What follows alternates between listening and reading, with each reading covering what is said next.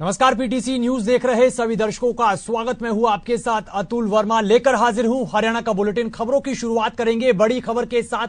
धर्मनगरी कुरुक्षेत्र के ब्रह्म सरोवर पर आज से अंतर्राष्ट्रीय गीता महोत्सव का विधिवत आगाज होने जा रहा है। देश की राष्ट्रपति द्रौपदी मुर्मू अंतर्राष्ट्रीय गीता महोत्सव का विधिवत शुभारंभ करेंगी। इस मौके पर हरियाणा के राज्यपाल बंडारू दत्तात्रेय और मुख्यमंत्री मनोहर लाल समेत अन्य कई मंत्री, विधायक, बीजेपी नेता और प्रशासनिक आलाधिकारी भी मौजूद रहेंगे। इस दौरान महामहिम राष्ट्रपति प्रदेश को कई बड़ी सौगात भी देने जा रही हैं। और इस खबर पर ज्यादा जानकारी के लिए हमारे साथ फोन लाइन पर हमारे कुरुक्षेत्र से पीटीसी संवाददाता अशोक यादव हमारे साथ फोन लाइन पर जुड़ रहे हैं। जी अशोक, क्या ताजा अपडेट आपके पास फिलहाल निकल कर आ रहा है? जी अतुल, आपको बताना चाहूंगा, राष्ट्रपति 11:10 पर कुरुक्षेत्र में यानी कि जो विश्व विख्यात ब्रह्म सरोवर है उस धरा पर पहुंचेंगी और कुरुक्षेत्र विश्वविद्यालय के जो खेल मैदान है वहां पर भारतीय वायुसेना के विशेष विमान द्वारा आएंगी और सबसे पहले जो पुरुषोत्तमपुरा बाग का जो घाट है यानी ब्रह्म सरोवर का, वहां पर पूजा अर्चना करेंगे और उसके बाद जो यज्ञ चल रहा है उस यज्ञ में पूर्ण आहुति डालेंगे और विधिवत आगाज आज से अंतर्राष्ट्रीय गीता महोत्सव का हो जाएगा। और इस दौरान हरियाणा प्रदेश को 3 बड़ी सौगात मिलने जा रही है। 950 करोड़ रुपए की लागत से बनकिरता में बनने वाले मेडिकल कॉलेज, उसका आज शिलान्यास होगा। तो वहीं हरियाणा ई टिकटिंग प्रणाली यानी कि यातायात का सुगम साधन कैसे और आगे बढ़े, उसका आज शिलान्यास होगा। और वहीं मुख्यमंत्री स्वास्थ्य सर्वेक्षण योजना, ये 3 जो परियोजनाएं हैं इनका आज मुख्यमंत्री मनोहर लाल और राष्ट्रपति के हाथों से शिलान्यास होगा। 3 बड़ी परियोजनाओं का जो आज हरियाणा वासी को सौगात मिलेगी। और उसके बाद राष्ट्रपति और मुख्यमंत्री मनोहर लाल जो कुरुक्षेत्र विश्वविद्यालय में अंतर्राष्ट्रीय गीता सेमिनार चल रहे हैं वहां पर शिरकत करेंगे। जाहिर है वहाँ 1 से 1.5 घंटे ये तमाम हरियाणा के कैबिनेट मंत्री हैं, सांसद हैं, विधायक हैं और इस दौरान मुख्यमंत्री डॉक्टर चौटाला भी मौजूद रहेंगे। ये कार्यक्रम वहाँ रहेंगे। अंतर्राष्ट्रीय जो सेमिनार हो रहा है वो कुरुक्षेत्र विश्वविद्यालय में हो रहा है और अंतिम जो कार्यक्रम होगा राष्ट्रपति का वो कुरुक्षेत्र विश्वविद्यालय के साथ ही लगता है NIT, राष्ट्रीय प्रौद्योगिकी संस्थान, जो देश के टॉप 10 इंजीनियरिंग कॉलेज में यानी कहा जाता है IIT NIT के उसमें गिना जाता है, उसके अंदर जाएंगे। वहाँ दीक्षांत समारोह है और वहाँ पे जो 16 जो स्टूडेंट्स हैं उनको सिर्फ गोल्ड मेडल की डिग्रियां प्रदान करेंगे। तो आज दिन भर का एक कार्यक्रम रहेगा और इस दौरान जैसे ही ब्रह्म सरोवर पर राष्ट्रपति और मुख्यमंत्री पहुंचेंगे उस दौरान हरियाणा पवेलियन है उसका जो उद्घाटन किया जाएगा। और इसके साथ जो मध्य प्रदेश का पवेलियन है यानी कि जो लोग मध्य प्रदेश में कहा जा सकता है महाकाल उज्जैन नहीं जा सकते, उनको यहाँ पर दिखेगा कि देश के प्रधानमंत्री नरेंद्र मोदी ने कॉरिडोर बनाया, जो कॉरिडोर को दिखाया गया वो सारा यहाँ पर देख सकते हैं। जो लोग उज्जैन या महाकाल नहीं जा सकते उनको तमाम यानी कि हरियाणा की संस्कृति या देश की संस्कृति जो लोग कहीं नहीं देख सकते धर्मक्षेत्र कुरुक्षेत्र में अंतर्राष्ट्रीय गीता महोत्सव। चलिए, बहुत बहुत शुक्रिया अशोक, आपका तमाम जानकारी हमारे दर्शकों कुरुक्षेत्र पहुंचेंगी, जिसके बाद वो यहां पर अंतर्राष्ट्रीय गीता महोत्सव का विधिवत आगाज करेंगी। उसके बाद कुरुक्षेत्र यूनिवर्सिटी में जो अंतर्राष्ट्रीय गीता महोत्सव को लेकर सेमिनार चल रहा है वहां भी राष्ट्रपति द्रौपदी मुर्मू जाएंगी। उसके बाद हरियाणा प्रदेश को 3 बड़ी सौगातें महामहिम राष्ट्रपति की ओर से मिलने वाली है आज। और उसके बाद जो NIT कुरुक्षेत्र में जो दीक्षांत समारोह होने जा रहा है वहां पर भी डिजिटल डिग्रियां महामहिम राष्ट्रपति की ओर से बांटी जाएंगी। और वहीं कुरुक्षेत्र पहुंचे इनेलो विधायक अभय चौटाला ने पंचायत चुनाव और जिला परिषद चुनाव के नतीजों को लेकर अपनी प्रतिक्रिया दी है और बीजेपी पर भी जमकर निशाना साधा है। इनेलो विधायक अभय चौटाला ने कहा कि पंचायत चुनाव और जिला परिषद चुनाव के नतीजों से ये तय हो गया है कि प्रदेश की जनता अगली बार किसकी सरकार चाहती है और किसे सत्ता में नहीं देखना चाहती। वहीं गीता महोत्सव को लेकर अभय चौटाला ने कहा कि वो हरियाणा विधानसभा के आगामी सत्र में गीता जयंती को लेकर सारा लेखा जोखा सरकार से लेंगे। उन्होंने कहा कि सरकार गीता महोत्सव को अंतर्राष्ट्रीय बता रही है, लेकिन अंतर्राष्ट्रीय की जगह राष्ट्रीय स्तर पर ही बता दें कि इस महोत्सव में देश से कितने लोग आए और उनके लिए क्या कुछ प्रबंध सरकार की ओर से किए गए। शर्मा जी मेरे मित्र है और ये अपने पिता के आशीर्वाद से वंचित हो गए। मुझे आना पहले चाहिए था लेकिन आदमपुर का चुनाव आ गया, कुछ और व्यवस्थाएं होगी, उसकी वजह से मैं इनसे मिल नहीं सका। लेकिन मेरी टेलीफोन पे इनसे बात हो गई थी। आज मैं इनके साथ सारी चीजें शेयर करने आया हूं। भारतीय जनता पार्टी के लोग जब आदमपुर का चुनाव जीत करके आए थे तब उन्होंने मीडिया में एक प्रचार किया था कि 2024 हमारी है और वो इसी बात का प्रचार कर रहे थे कि 2024 की सरकार का फैसला आदमपुर का चुनाव करेगी। हरियाणा में जिला परिषद और पंचायत समिति के ज्यादातर विजेता उम्मीदवार बीजेपी से हैं। ये कहना है हरियाणा के कृषि मंत्री जेपी दलाल का। भिवानी पहुंचे कृषि मंत्री जेपी दलाल ने दावा किया कि इस बार की गांव की सरकार में ज्यादातर विजेता उम्मीदवार भारतीय जनता पार्टी के समर्थित उम्मीदवार रहे। इस दौरान जेपी दलाल ने नवनिर्वाचित जिला पार्षदों से मुलाकात कर उन्हें आगे के लिए शुभकामनाएं भी दी। वहीं पंजाब के राजनीतिक दलों द्वारा चंडीगढ़ पर अपना हक जताने के मामले पर पलटवार करते हुए जेपी दलाल ने कहा कि आज हरियाणा हर मामले में पंजाब से आगे निकल चुका है और पंजाब के सियासी नेताओं को हरियाणा की ये तरक्की बर्दाश्त नहीं हो रही। इस दौरान उन्होंने आम आदमी पार्टी पर भी जमकर निशाना साधा है। सबसे पहले तो मैं प्रशासन का धन्यवाद देता हूं कि बड़े शांतिपूर्वक ढंग से बहुत दिनों से जो लोगों के गांव की सरकार की इंतजार थी चुनाव संपन्न करवाया। पूरे प्रदेश में कहीं भी कोई ऐसी अप्रिय घटना नहीं घटी। हालांकि लंबा जरूर चला चुनाव और बहुत देर से लोग इसकी इंतजार भी कर रहे थे, लेकिन लोगों के अंदर बड़ा ज़बरदस्त उत्साह है और ये चुनाव ज़्यादातर लोगों ने भाईचारे का चुनाव है। उसके बावजूद भी हरियाणा के अंदर जो राजनीति करते हैं, चाहे वो गांव की करते हों, चाहे ब्लॉक समिति की या जिले की करते हों, चाहे विधायक हों, चाहे एमपी हों, हर आदमी किसी न किसी पार्टी से जुड़ा हुआ है। बगैर सिंबल पे चुनाव हुए हमारे जिले में, लेकिन ज्यादातर पदाधिकारी हैं हमारे पार्टी के। तो हरियाणा में आए जिला परिषद और पंचायत समिति के चुनाव के नतीजों को लेकर वार पलटवार का दौर जारी है। इस बीच जेजेपी के कई उम्मीदवारों की हार पर जेजेपी प्रदेश अध्यक्ष निशान सिंह ने अपनी प्रतिक्रिया दी है।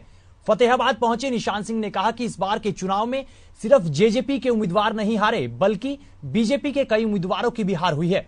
उन्होंने कहा कि बीजेपी सांसद नायब सैनिक की पत्नी जिला परिषद के चुनाव में हार गई और ऐसे चुनावों में बड़े बड़े दिग्गज भी चुनाव हार जाते हैं। इस दौरान जेजेपी प्रदेश अध्यक्ष ने जिला परिषद के चुनाव में सबसे ज्यादा उन्हीं की पार्टी के उम्मीदवारों की जीत का दावा किया है। जेजेपी प्रदेश अध्यक्ष निशान सिंह 9 दिसंबर को होने जा रही जेजेपी की रैली को लेकर पार्टी कार्यकर्ताओं के साथ मुलाकात करने पहुंचे थे। पार्टी का स्थापना दिवस 9 दिसंबर को आ रहा है, जो भिवानी में मनाने का पार्टी ने निर्णय किया है। तो उसको लेकर के अब रोज की मीटिंगें होंगी। 2 तारीख को माननीय डिप्टी चीफ मिनिस्टर साहब भी फतेहाबाद में आएंगे। कार्यकर्ताओं की एक मीटिंग लेंगे उसी की तैयारी के उपलक्ष्य में। जो जिला वाइज उनके कार्यक्रम हैं, तो उसको लेकर के भी आपस में साथियों से चर्चा कर रहे थे कि किस तरीके से ये मीटिंग्स वगैरह कर। तो ब्रेक के बाद आपका एक बार फिर से स्वागत है। खबरों में आगे बढ़ेंगे। हरियाणा में विजिलेंस की टीम इन दिनों एक्शन मोड में है और प्रदेश के अलग अलग विभागों में रिश्वतखोरों को विजिलेंस की टीम रंगे हाथ पकड़ने का काम कर रही है। 2 तस्वीरें हम आपको टीवी स्क्रीन पर दिखा रहे हैं। पहली तस्वीर जींद जिले के उचाना की है, जहां पर एसडीएम दफ्तर में कार्यरत रीडर को विजिलेंस की टीम ने 5,000 रुपए की रिश्वत लेते रंगे हाथ गिरफ्तार किया है। जानकारी के मुताबिक ये रीडर ड्राइविंग लाइसेंस रिन्यू करने की एवज में अलीपुरा के एक शख्स से रिश्वत की मांग कर रहा था और रिश्वत ले भी चुका था। वहीं दूसरा मामला नांगल चौधरी तहसील कार्यालय का है, जहां नारनौल विजिलेंस की टीम ने एक शख्स की शिकायत पर कार्रवाई करते हुए तहसीलदार के रीडर को 20,000 रुपए की रिश्वत लेते रंगे हाथ पकड़ लिया। विजिलेंस इंस्पेक्टर के मुताबिक इस मामले में तहसीलदार भी शक के दायरे में है और उनसे भी इस मामले में पूछताछ की जा रही है। ये तहसीलदार से मेरी बात हुई थी 24 तारीख को, 24 नवंबर को। उन्होंने ये कहा था मेरे रीडर से बात कर लो। रीडर से बात की तो बोला 20,000 रुपये लगेंगे और आपका काम हो जाएगा अगली तारीख पे। उन्होंने 20,000 रुपये मांगे थे मेरे से, मैंने उनको 20,000 रुपये दे दिया। उनके हाथ में लेके अपनी जेब में रख लिया। जेब में रखने के बाद में विजिलेंस टीम ने उनको मौके से गिरफ्तार कर लिया। इनका जो जेन्युइन काम था, इन्होंने कहा भाई डॉक्यूमेंट वगैरह भी पेश कर दिए थे कि भाई कॉमर्शियल वगैरह जमीन है नगर पालिका क्षेत्र में, तहसीलदार को सुनने का अधिकार नहीं है। और इन्होंने फिर वो सारे डॉक्यूमेंट पेश करने के बाद 24 को ये मिले हैं, वहाँ पे 24 में तहसीलदार साहब से मिले हैं और उनसे कहा है कि भाई ऐसे मेरा काम। उन्होंने कहा कि भाई आप रीडर से बात कर लो, जैसा वो कहेगा वो कर दूंगा, कल हो जाएगा। रीडर से मिला है, रीडर ने कहा भाई 20,000 रुपये लगेंगे, जो आज रेडी की गई और वो 20,000 रुपये में गिरफ्तार कर लिया गया। एक तरफ प्रदेश सरकार जहां छात्रों को मुफ्त बस सेवा देने के दावे करती है, वहीं महेंद्रगढ़ की ताजा तस्वीर सरकार के इन्हीं दावों की पोल खोलने का काम कर रही है। महेंद्रगढ़ से महज 10 किलोमीटर दूर गांव जाटपाली स्थित हरियाणा सेंट्रल यूनिवर्सिटी के छात्रों को बसों की कमी के कारण आने जाने में काफी दिक्कतों का सामना करना पड़ रहा है। छात्रों के मुताबिक यहां रोडवेज विभाग की ओर से बसों की व्यवस्था ठीक नहीं है। छात्रों के मुताबिक जो बसें चलाई जा रही हैं वो ज्यादातर मिनी बसें हैं जो खचाखच भरी रहती हैं और अधिकतर छात्र बस में सवार ही नहीं हो पाते। वहीं कुछ छात्रों को यूनिवर्सिटी या घर तक पहुंचने के लिए जानलेवा सफर करने पर मजबूर होना पड़ता है। यूनिवर्सिटी के छात्रों ने सरकार से बसों की संख्या बढ़ाने की मांग की है। ये समस्या है कि जो छात्राएं हैं वो काफी परेशान है। बहुत ज्यादा भर के बस जाती है, बच्चे खड़े होकर भी जाते हैं, मतलब कि एक्सीडेंट होने की संभावना तक है। तो सरकार को ये फैसला करना चाहिए कि बड़ी बसेस लगाए। जो सुबह 8:40 पे बस जाती है उसको बड़ा करे और ये शाम को जाती है 5:20 पे, इसके लिए भी बड़ी बसेस का प्रबंध करे। समस्या जी यही है कि शाम को बस नहीं मिल पाती। अगर जो बस, एक तो सर्विस कम है बस की और है उसमें बच्चे बहुत ज्यादा हो जाते हैं और पैर टेकने की जगह नहीं रहती है। तो मेरी यही गुजारिश है यूनिवर्सिटी प्रशासन और Haryana roadways Narnaul GM sir से कि ज्यादा से ज्यादा बसें चलाई जाएं ताकि विद्यार्थियों को असुविधा का सामना ना करना पड़े। आगे बढ़ते हैं। खबर फतेहाबाद से है, जहां गांव नाडोड़ी में हुए पंचायत चुनाव में ग्रामीणों ने भाईचारे की एक ऐसी मिसाल कायम की जिसके चर्चे दूसरे गांव में भी खूब हो रहे हैं। दरअसल बीते दिनों गांव में हुए पंचायत चुनाव में सरपंच पद के लिए लड़ रहे सुंदरलाल महज 1 वोट से हार गए। ऐसे में गांव के मोजीज लोगों ने पहल करते हुए उम्मीदवार का हौसला बढ़ाने और चुनाव में खर्च का बोझ कम करने के लिए प्रोत्साहन राशि जुटानी शुरू कर दी और वो रकम आज करीब 21 लाख रुपए तक पहुंच चुकी है। इतना ही नहीं, ग्रामीणों ने इस राशि के साथ साथ सरपंच उम्मीदवार को ऑल्टो कार और करीब 1.5 कनाल जमीन भी दे दी। वहीं पूर्व सरपंच रविंद्र कुमार ने बताया कि सुंदरलाल एक अच्छी छवि और सादगी से भरे व्यक्ति हैं, लेकिन किस्मत से वो 1 वोट से हार गए। ऐसे में ग्रामीणों ने उनका चुनाव में खर्च बोझ कम करने और उत्साह बढ़ाने के लिए ये बीड़ा उठाया है, जिसमें गांव के लोगों ने भी उनका पूरा सहयोग किया है। मैं सुंदर कुमार, गांव नाडोड़ी। अब की बार नाडोड़ी गांव में पहली बार रिजर्व एससी सरपंची आई और मैंने चुनाव लड़ा। मेरी सिर्फ 1 वोट से हार हुई है। चलो कोई बात नहीं, फिर भी मेरे गांव वालों ने मेरा बहुत मान सम्मान किया और आज मेरे यहाँ इकट्ठे होकर गांव वालों ने जो मेरा मान सम्मान किया है उसके लिए मैं सदा उनका ऋणी रहूंगा। और आगे भी जो गांव राम का कोई भी काम है, मेरे से पहले भी मैं तैयार रहा और आगे भी तैयार रहूंगा। सबको राम राम, धन्यवाद। हरियाणा के करनाल जिले के 20 साल के युवक कार्तिक सैनी की कनाडा में सड़क हादसे में जान चली गई। जानकारी के मुताबिक युवक अगस्त 2021 को पढ़ाई के लिए कनाडा गया था, लेकिन अब उसकी मौत की खबर ने परिवार को झकझोर कर रख दिया है। परिवार ने बताया कि जब उनका बेटा कनाडा गया था तो परिवार से लेकर दोस्तों और खुद कार्तिक के कई सपने थे जिन्हें वो पूरा करना चाहता था, लेकिन इस हादसे की खबर ने सब कुछ खत्म कर दिया। जानकारी के मुताबिक किसी काम से साइकिल पर जा रहे कार्तिक को एक वाहन ने जोरदार टक्कर मार दी, जिसके बाद युवक की मौके पर ही मौत हो गई। कनाडा के प्रशासन और कार्तिक के दोस्तों ने करनाल उनके परिजनों को यह दुखद जानकारी दी है। वहीं टोरंटो पुलिस फिलहाल इस पूरे मामले की जांच कर रही है। इधर परिवार ने अपने बेटे का शव करनाल लाने के लिए प्रशासन और सरकार से गुहार लगाई है।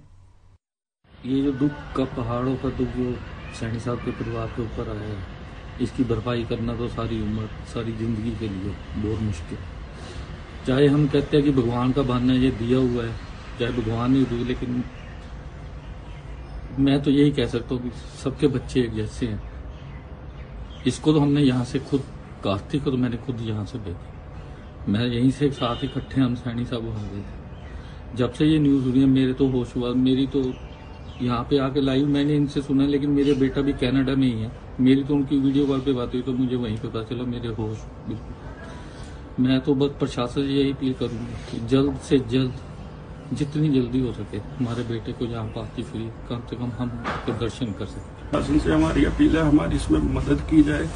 जल्दी से जल्दी जो भी प्रोसेस होता है, जो भी लीगल प्रोसेस होता है, उस प्रोसेस के अकॉर्डिंग उसको जल्दी से जल्दी यहाँ हमारे पास लेके आ जाए। देखिए, हमने ministry of external affair minister में वहाँ बात कर ली है और सूचना जो है वहाँ कनाडा भी भेज दी गई है। वो इमीडिएटली जो भी सहायता है वो अपना उसमें काम कर रहे हैं और मुझे लगता है कि बहुत जल्दी उसमें कोई रास्ता निकलेगा ताकि वहाँ की डेड बॉडी है उनको जल्दी लाया जा सके।